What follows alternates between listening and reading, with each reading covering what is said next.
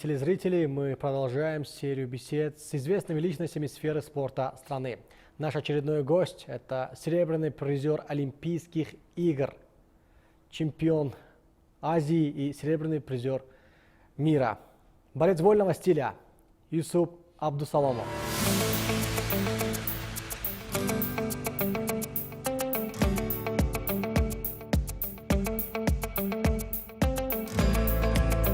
Юсуп Рашидович, рад приветствовать вас. Вас давно не было в Таджикистане. Какие ощущения по возвращению? Ну, такие радостные. Увидел много знакомых, встретил, много общений, друзья. Город процветает на глазах, город не узнать. Это, можно сказать, только слепому может не видеть, какие здесь реформы, как все процветает, поэтому очень рад. А когда в последний раз посещали Таджикистан? Какой год был? По-моему, в 2018 году я приезжал, это 18 год, кажется, был только на одну неделю такой. А до этого, в 2012-2008 году я был здесь. Ну, каждый раз, каждый мой приезд все удивляет, приятно удивлен, как процветает, как все красиво, не так хаотично, такие постройки и так далее, ну, все четко, грамотно, интересно. И, все грамотно распланировано, да? Ну, да, ну, как-то есть свой стиль, свой почерк. Юсуп Рашидович, давайте уточним один момент, потому что в рамках подготовки к этому интервью много где читал, узнавал, что большинство болельщиков вольной борьбы из Таджикистана думают, что вы таджик. Ну, правильно думают. Знаете, я как отвечу на этот вопрос. Мы все люди, временные гости этой планеты Земли. Какая разница, я таджик или я из Дагестана? Самое важное, что где мы есть, чтобы это место мы приносили пользу. И вот мы все дети Адама и Евы, Адама и Евы. И поэтому как-то не должно быть здесь, ты таджик, ты оттуда. Ну, чисто так, если интересно, какой у меня паспорт, у меня есть и такой, можно сказать. Гражданин мира. Гражданин мира. Да. Вы сами выходите из Махачкалы, верно? Да. Так, потом временно выступали за сборную России в рамках спортивной карьеры. Была сборная Азербайджана и в конце концов сборная Таджикистана. Но мы к этой теме еще вернемся. Всем уже известна цель вашего визита в страну. Вы, скорее всего, будете готовить нашу сборную по вольной борьбе к предстоящим международным соревнованиям. Уже известно в рамках кого? Главного тренера, советника тренера или другая позиция? Ну, скорее всего, главного тренера. Я думаю, что главного тренера. Такие намерения у нас есть. У нас есть конструктивный разговор с руководством Федерации борьбы. И есть видение, что как развивать в целом борьбу, вольную борьбу в Таджикистане, это вид спорта. И самая главная задача, то, что от нас требует и от руководства Федерации, и от меня, это чтобы на этих Олимпийских играх в Токио у нас был хороший результат. Но время очень маленький срок, и это катастрофически маленький срок, маленькое время, ну, будем стараться, будем работать. То есть до 2024 года еще 2 года остается, но тем не менее этого мало, верно? Ну, 2 года не остается, потому что лицензионный чемпионат мира будет в Сербии, в Белграде в этом году. Квалификационный этап. Да, квалификационный в сентябре месяце.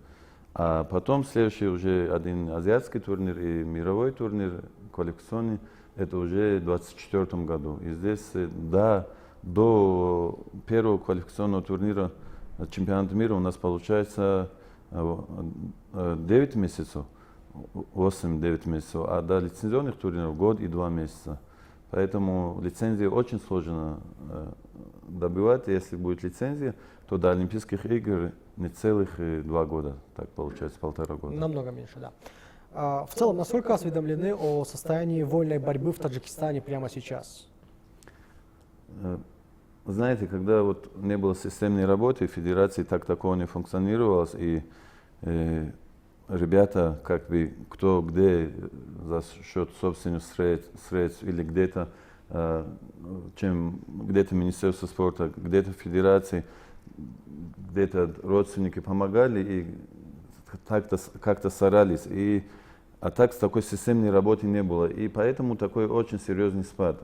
Последний раз лучший результат с чемпионата мира, это получается 2014 года, 5 место на чемпионате мира в Узбекистане, это Юсупова Залимхана.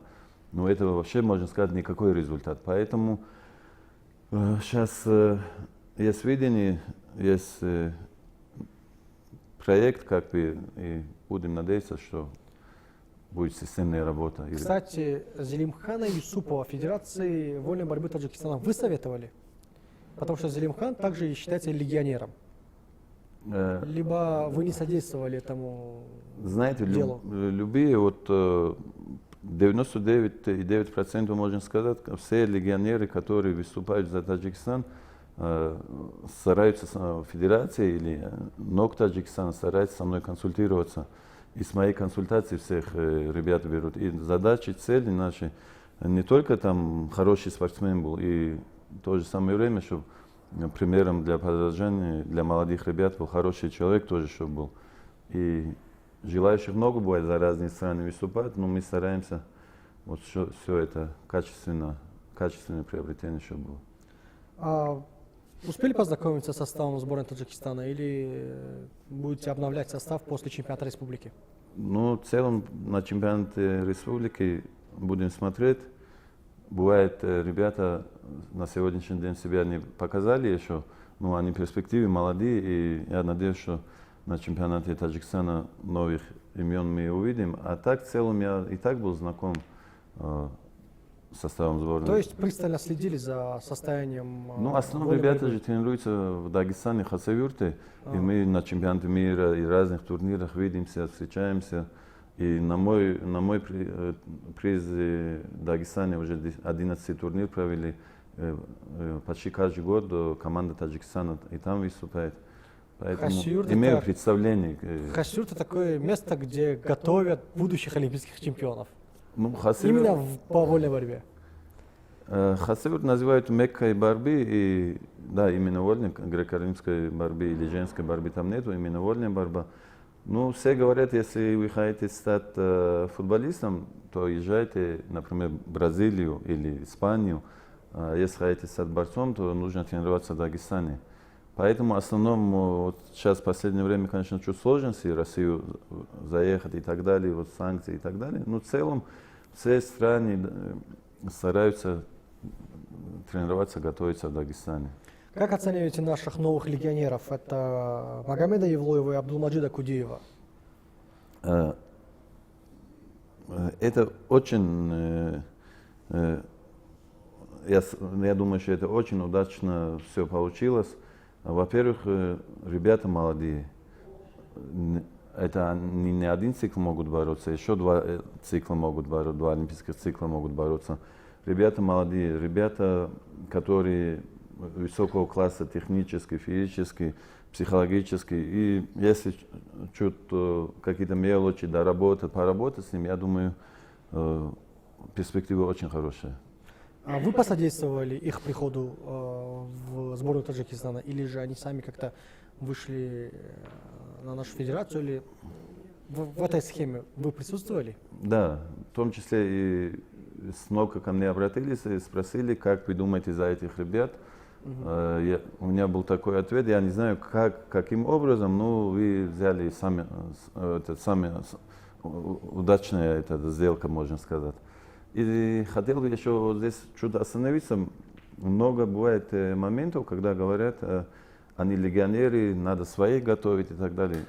Это понятно, нужно своих готовить. Но когда в данный момент, чтобы свои на ком-то росли и так далее, обязательно нужно привлекать легионеров. Это примерно так. Если, например, мы сегодня не умеем строить дороги, немцы хорошо дороги строят. Мы привлекаем немецких специалистов, чтобы у нас строили дороги. А потом наши специалисты обучаются, учатся у них, и потом уже немцы нам не нужны. Уже мы сами умеем дороги строить. Примерно так тоже. Это легионеры, это не только традиции Таджикистана, это возьмите тоже Азербайджан. там 25 легионеров за последние 3-4 года, может, взяли. Ну, за последние 10 лет точно. И также и в других странах тоже. Это везде так, и это... Это нормальный опыт. Например, на чемпионате мира по легкой атлетике за Казахстан выступало очень много выходцев из Африки, натурализованные казахстанцы. То есть они раньше выступали за Кению, за другие сборные, а сейчас за Казахстан, и очень много медалей в копилку принесли именно они. То есть, когда приглашаются легионеры, мы ждем только одного. Нам не важно, он выходит из Таджикистана или с другой страны. Главное, чтобы был результат. Мы от них только этого и ждем. Надеюсь, что эти ребята смогут достойно выступить. После двух европейских сборных, Польши и Румынии, почему возглавляете Таджикистан? Я уверен, что были и другие предложения. Предложения были. Почему-то у всех так, всем интересно так бывает, как бы ты ушел с Польши, через месяц тебя взяли другую страну, Румынию. Я ушел с Румынии, я даже не успел уйти. Вот последние дни я вот, когда в задумках был уйти с Румынии, с работы нет, уже на меня вышли с Китая. Было тоже предложение, чтобы я в Китае работал. Ну, здесь, если взять, например, Китай, Европа и Таджикистан, какая разница? Вот Китай, во-первых, это далеко, другой менталитет, другой язык, другая религия, все другое, абсолютно все другое, еда, все. Культура, да. А в Европе, например, если я сегодня возьму какую-нибудь страну возглавить, например, тоже Венгрию или Германию или Францию, за год-полтора я много чего не могу сделать. А я вижу, здесь в Таджикистане есть хороший материал и есть возможность работать здесь. Я верю этим ребятам. Они перспективные ребята, у них есть жажда, у них характер мощный. В Европе этого всего не бывает. В Европе нужно мне, чтобы вникнуть, чтобы вытащить их, научить их понять, что такое борьба, что от них требует борьба, что им нужно делать и так далее. Для этого мне нужно чуть время. А здесь в Таджикистане эти ребята все знакомые, всех я хорошо знаю. Есть жажда, есть желание. И в конце концов это мой родной край, как бы. И здесь хочется мне, если у меня есть выбор и возможность, там чуть условия там лучше, а здесь чуть хуже, и есть выбор, я всегда здесь выберу, то есть Таджикистан. Я оставил этот вопрос на самый конец, но решил спросить прямо сейчас. Почти во всех интервью вы с трепетом, с душой, с любовью отзываетесь о Таджикистане. Откуда вся эта любовь? Знаете, я могу открыто и искренне это сказать. Если я так выскажу, я боюсь, что другие, наши соседние республики или другие, они что-то обидятся, что, по большому, как бы, все говорят, нету хорошей нации, нету плохой нации, есть хорошие люди и плохие люди, да. Но мне здесь абсолютно все нравится в Таджикистане. Давайте посмотрим так. Я приехал, если открыто, искренне говорить, мы прилетели с Пекина с Олимпийских игр. У меня первая медаль в истории Таджикистана, как суверенитет Таджикистана получил с 92 года. У меня серебро, Расул Букиев бронза. Я сидел в гостинице в номере 2 недели и каждый день смотрел важный спорт, в том числе ваш канал и другие спортивные каналы. И после основных главных новостей, как его встречают, провожают там в каждом районе, в каждом администрации, спонсоры, подарки. А я спокойно сидел и фактически я, можно сказать, ничего не получил. Если Расул или другим, Расул хороший парень и молодец, и не делал здесь за Расула или за меня. В целом я говорю, я хочу, чтобы вы поняли мою мысль. Я вроде ничего не получил, ни квартиру, ни участок, ни другое. И что получается в конце? Я все равно люблю эту страну, я все равно ничего плохого не скажу. Может, другой сказал бы, да, там ничего не дали, что за люди, там вот так и вот так. Ну, не знаю, вот этот простой народ, доверчивый народ, отзывчивый народ, который везде тебя примут, встретят, хорошим словом поддержат. Вот остальное, вот это мирское, вот это уходящее, приходящее, вот эта простота. Знаете, вот один парень был, во всем мире он был. Он мне также сказал, я как в Таджикистане такой отзывчивый, простой, хороший, гостеприимный, широкой души людей не видел. И мне это очень важно. Я знаю, сегодня я с Таджикистане человеком, когда разговариваю, что этот человек со мной говорит искренне, открыто.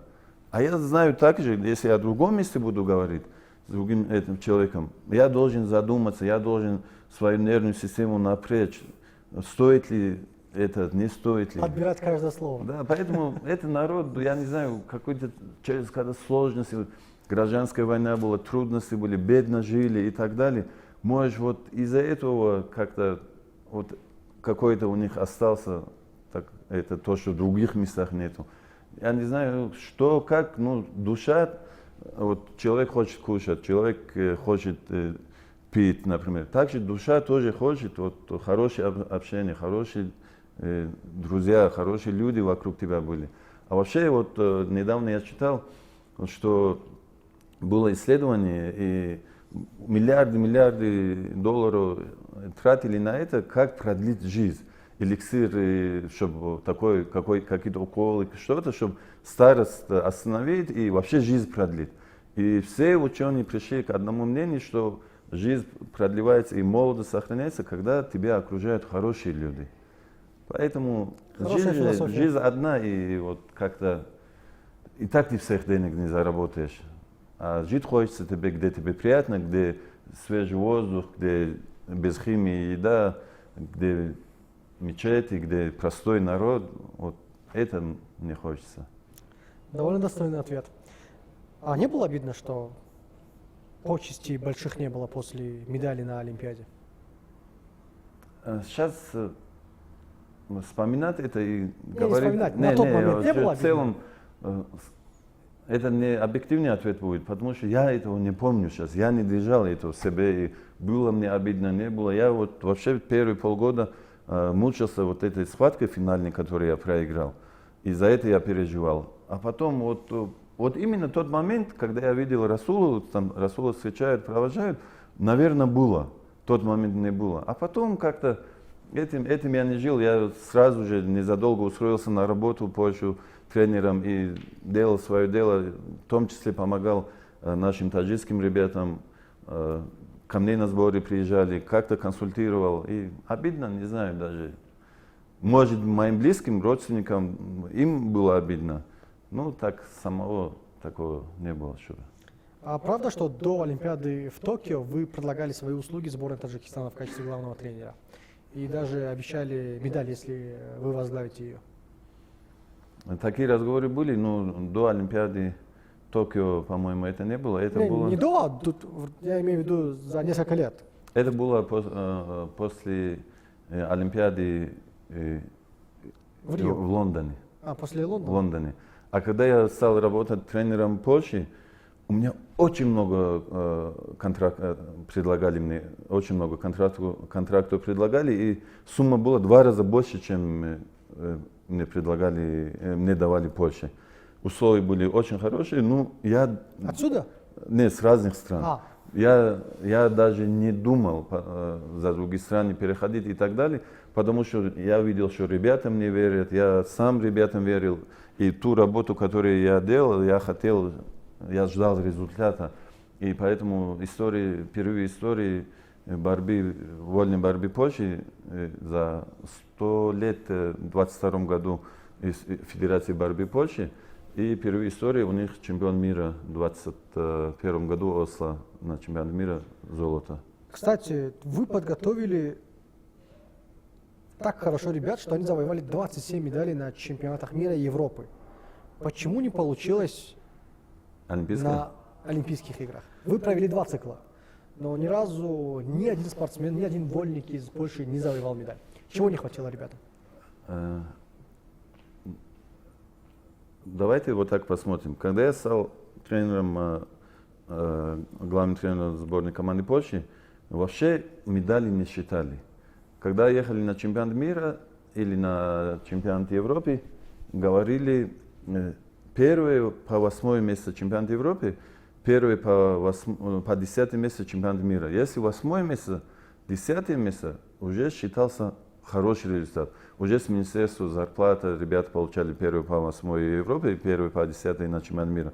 Это считался хороший результат. И считали вообще выигранных схваток. Там на Европе в прошлом году было 2 схватки выиграны, в этом году 4 схватки. 2 ребят попали в 8. Это считался хорошим результатом. Потом у нас начали появляться медали с чемпионата Европы. Потом золото с чемпионата Европы. Потом они мне сказали, ну уже у нас медали есть с чемпионата Европы, нам бы хотелось с чемпионата мира. Потом с чемпионата мира у нас 3 место, 2 место, 1 место. И потом у нас Кубок мира, золото, 2 серебра. В общем, ну, посмотрите, если 3 олимпийских цикла за сборная Польши по вольной борьбе, за 3 олимпийских цикла 12 лет всего было 3 бронзовые медали, а у нас 27 медалей здесь за 2 олимпийских цикла. И то не бронзовые медали, и золото на мире, и Европе и так далее. Поэтому я считаю, это хороший результат. А Олимпиада это по-разному будет. Вот Али Алиев, 5-кратный чемпион мира с Дагестана, первый выходец, можно сказать, первую дорогу, тропинку положил, показал путь. После него все начали хороший результат давать Дагестану. Вот 5 раз он стал чемпионом мира. 3 раза выступал на Олимпийских играх. Ни разу не завоевал медали. Ни бронза, даже не бронзы не было. Поэтому еще... В целом работа за сборной Польши была очень даже успешной. А почему с Румынией не так долго работали? Очень короткий промежуток времени. Прям вас назначили, потом скоро было объявлено, что вы уходите с поста главного тренера сборной. Первое, меня никто не увольнял, я сам... Не уволили, вы уходите. Чтобы вообще в целом люди знали, никто не увольнял, я сам написал заявление об уходе. У меня было 2 раза больше, можно сказать, зарплата, чем в Польше, в Румынии. Условия были хорошие, не было той дисциплины, той организации, федерации, той системной работы не было. И я люблю работать искренне. Люблю работать искренне, когда тренер цель номер 1 это результат, остальное все второстепенное. Твоя зарплата, для семьи хорошо будет и так далее, и так далее. И у меня цель была в Румынии, чтобы у меня был хороший результат, в том числе в Олимпийских играх. Вот этого я видел, что у нас не получается, не по моей вине, а не было такой конструктива в федерации, не было, не то, что федерация очень мощная, сильная, но все-таки не было той организации, той дисциплины. И я это чувствовал, видел, что идет не так работа, и у меня с ним очень хорошие отношения, я с ним не поругался, никак.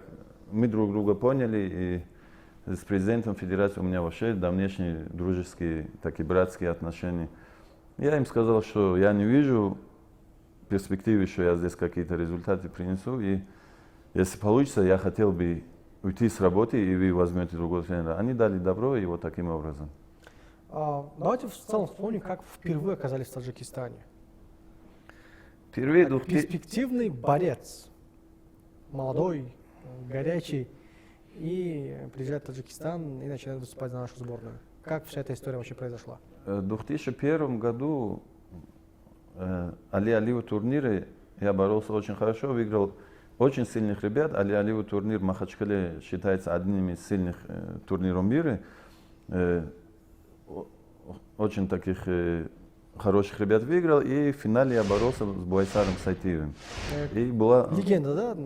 Да, наверное, самый сильный борец за историю всех времен. Такого борца, наверное, еще не было, и навряд ли когда-то... будет, но надо долго ждать. Всесторонне развитый борец. Так, схватка с Буайсаром Сайтиевым. Да, и Буайсаром Сайтиевым у меня такая напряженная схватка, бал, вот так. Тогда было 5 минут общее время, потом, если 5 минут нету 3 баллов одного из борца, тогда дополнительные 3 минуты. И дополнительные 3 минуты, и вот так я проиграла Буайсару Сайтиеву, и я как-то был на виду. И я поехал смотреть, как болельщик чемпионата Европы проходила в Баку в том же году или в следующем году. И ко мне там подошли с НОКа Таджикистана люди, сказали, у нас в 2002 году будут азиатские игры в Пусане, в Корее, и мы туда готовим команду.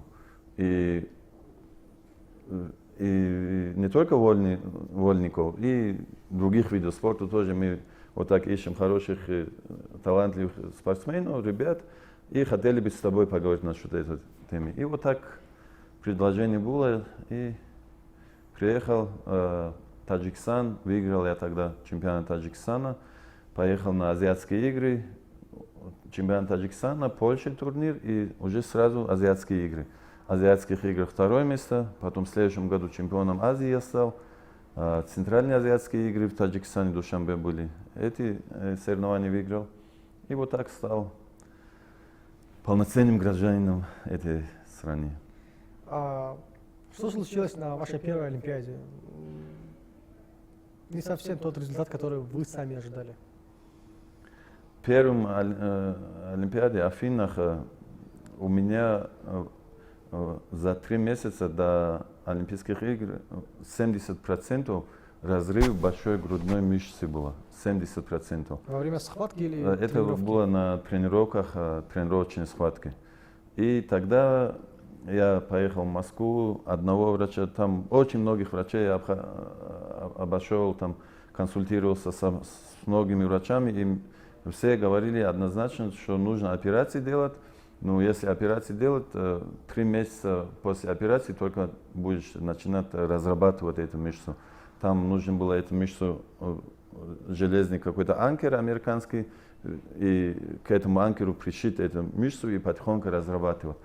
Потом все-таки один очень такой сильный специалист, он мне сказал, что надо какие-то уколы делать, 21 день проколоть, и потом малая грудная мышца, прикрепляется большая грудная мышца, и она как бы помогает ей работать. Они вместе работают, но рука будет также на 60% слабее. Вот когда я жим лежа делаю, у меня правая рука слабее, и вот левая поднимаю, правая не идет. И вот эта подготовка, вот это все мне помешало, можно сказать. Но в целом у меня очень хорошие шансы там были. Я даже не люблю это вспоминать. Мне просто нужно было там одну схватку выиграть, и дальше я уже за выход в финал тем же Буайсаром Сайтиевым, если я проигрываю за 3 место полякам, за выход в финал с казахом и в финале Буайсаром. А казаха в 2003 году я на чемпионате Азии я выиграл, и если я за выход в финал на Олимпиаде казаха выигрываю в финале, а если проиграю, за 3 место полякам я должен был. И как-то, я не знаю, как, почему, что, но очень, чем в Пекине, чем в других Олимпиадах, самые большие шансы у меня там были. В расцвете сил, 26 или 27-летний там, и как-то не суждено было. Но тем не менее в Пекине достойный результат. Пока что единственная медаль по этому виду спорта в истории независимой истории Таджикистана. Да, Но один зависимые и момент. независимые истории Таджикистана, Да. получается. Но Если- один момент. Я буквально вчера, сегодня пересматривал вашу финальную схватку с грузином. Мгм. Так, Ривази Миндарашвили. Да, Риваз Миндарашвили. Вроде вы считались фаворитом. И на ковре вели также вы. Но в итоге проиграли. Складывалось такое ощущение, что у вас либо настроения нет, либо не в самых лучших кондициях. Почему такое ощущение у меня, как у зрителя? Мы боролись в весовой категории 84 килограмм. И последний сбор перед Олимпиадой я проходил международный большой тренировочный сбор, проходила в Польше, там много команд было. И у меня схватило седалищный нерв за 3 недели до Олимпийских игр. А это был один из самых важных сборов. Там я должен был хорошо подвести себя к Олимпийским играм. И за 3 недели у меня схватило седалищный нерв. Я не ходить, не бегать, не тренироваться, не плавать, ничего не мог, не спать. И так получилось, что я смотрел на эти схватки, на тренировки ребят, и у меня просто слезы шли. Я думал, столько я готовился, столько всего, и сейчас я ничего не могу. Я не знал, я вообще могу бороться или нет. И этот сбор я пропустил, и перед выездом на Олимпиаду мне сделал врач польской сборной команды, прямо позвоночник, сделал укол, седалищный нерв и сделал блокаду. Он сказал, на 2 недели у тебя спина не будет болеть. И похудел я. Этот парень грузин, до этого он мне проигрывал, он весил 91 килограмм, а у меня на весах показало это 82 килограмм. Он с 91 сбросил вес на 84, в следующий день восстановился, такой же вес у него был, а у меня 82, 81 с чем-то. И вот это 10 килограмм разница веса и вот этот напор, мощь, как-то функционально я не потянул. Я так думаю. И вот этот сбор последний, который я должен был себя подвести, вот все вот как-то так получилось. А до этого я на турнире Али Алиева у Риваза Миндирашвили выиграл уверенно. Когда я сам был уверен, что я в любом случае выиграю у него, в любом случае выиграю, что бы ни было, я уверен был, что я выиграю эту схватку. Но у меня там получилось желчный пузырь, такая схватила и спазма, и по всему телу у меня это все пошло, и как-то спазмировался весь организм, и абсолютно я отключился и не мог бороться. Знаете, Исуф,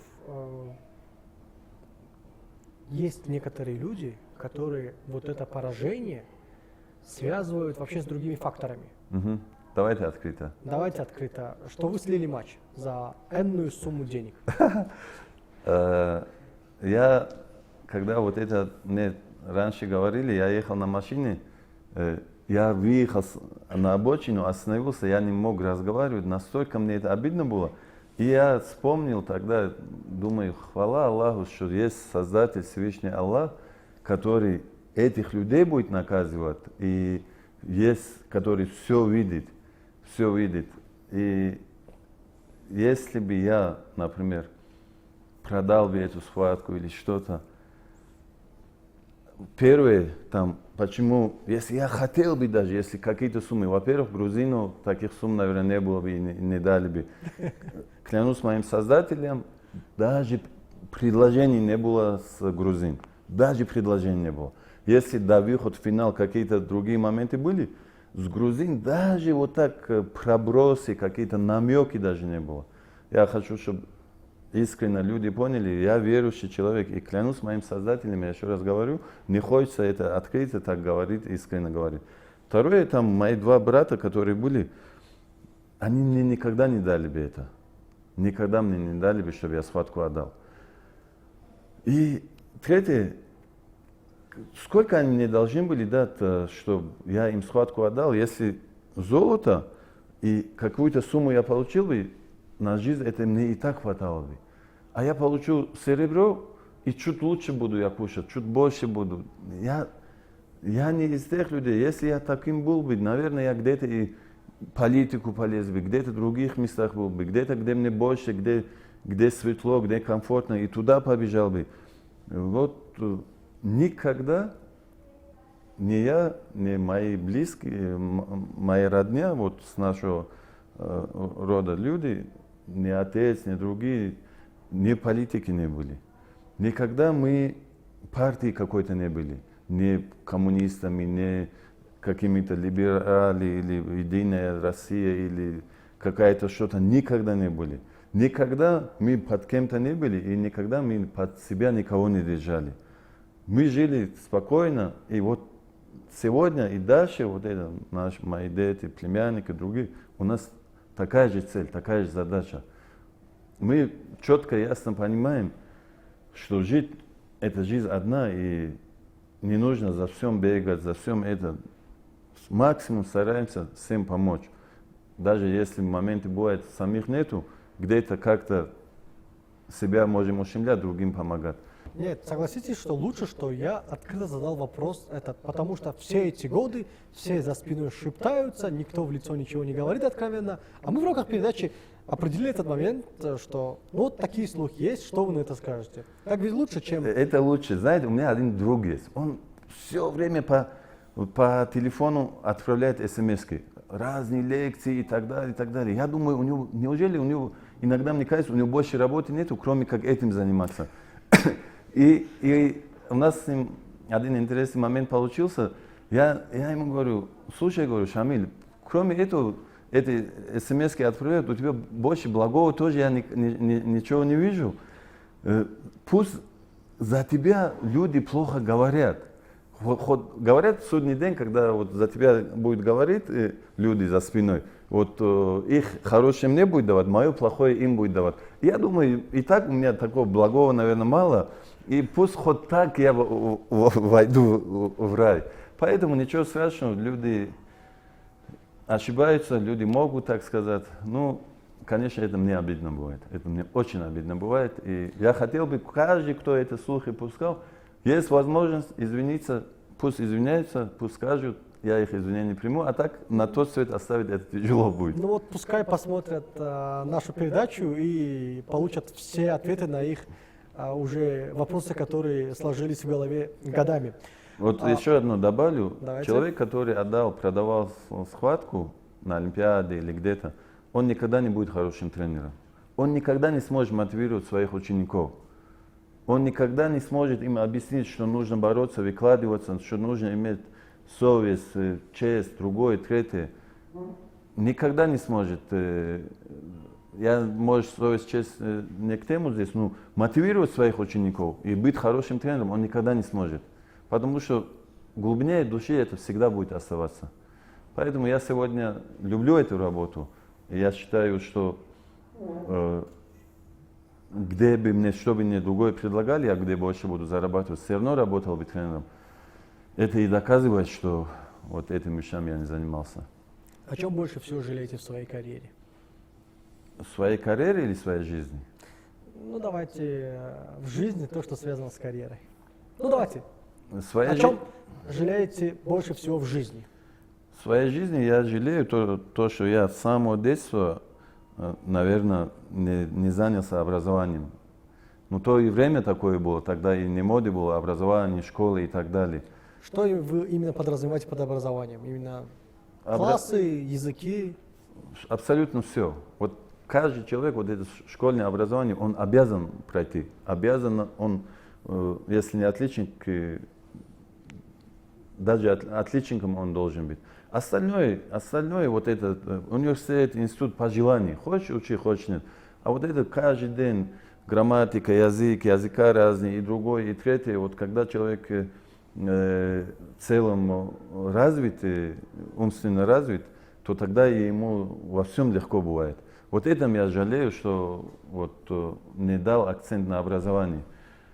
А остальное карьера, чтобы я о чем-то жалел, ни о чем не жалею. У меня очень сложное время я попадал, сложности были, Всевышний мне помогал во всем. И сейчас сказать, я вот так не сделал, и так то, что я добился, очень много я добился.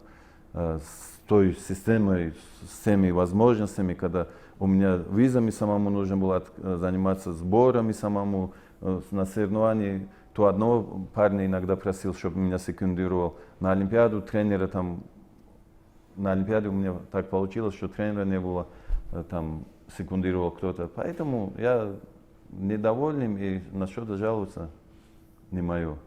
Я благодарен Всевышнему, то, что он мне столько дал. Главное, самое главное – здоровье. Какой совет дадите молодым борцам, которые только-только встают на путь борьбы и только сейчас выходят на ковер впервые в своей жизни? Что вы им посоветуете? В жизни вот сейчас вот раньше люди плохо жили и были счастливы и не жаловались такого. А сейчас люди живут хорошо, лучше кушают, лучше одеваются, лучше ездят, но жалуются на все и на всех. Смотрят, почему тот не помог, это не помог, почему это не помогает и так далее. Я хотел бы сказать, перестаньте жаловаться, займитесь собой, работайте, оставьте телефоны. Займитесь собой, работайте и не жалуйтесь. Говоря, один мне пошутил как-то, я скажу, вот президент, не президент, это посол России в Таджикистане, который был, Рамазан Абдулатипов. Рамазан Абдулатипов говорил, как-то, когда мы у него в гостях были, он говорит, жаловаться, говорит, смысла нету, Юсуф. Там, говорит, наверху, говорит, говорят, что там их очень много жалующихся, и очередь большая, говорит. Поэтому навряд ли там очередь дойдет до тебя, жаловаться смысла нету. Я им посоветовал бы не жаловаться, работать над собой, идти, уповая на нашего Создателя, и все получится. А когда мы ждем от кого-то, что-то нам должен делать, никто никому ничего не должен делать. Ты себя покажи, и потом тебя увидят. Сильные слова. Сильные слова. Я думаю, что в целом мы сможем еще пообщаться после того, как наша сборная выступит на каком-либо турнире и обсудить уже первые шаги, первые результаты в целом. И я очень вас благодарю, что выделили время провести беседу, очень интересную, увлекательную, много что узнали. И надеюсь, что это наша не последняя встреча. Уважаемые телезрители, на этом наше очередное интервью, наша очередная передача подходит к концу. Мы благодарим вас за внимание. До новых встреч. Пока.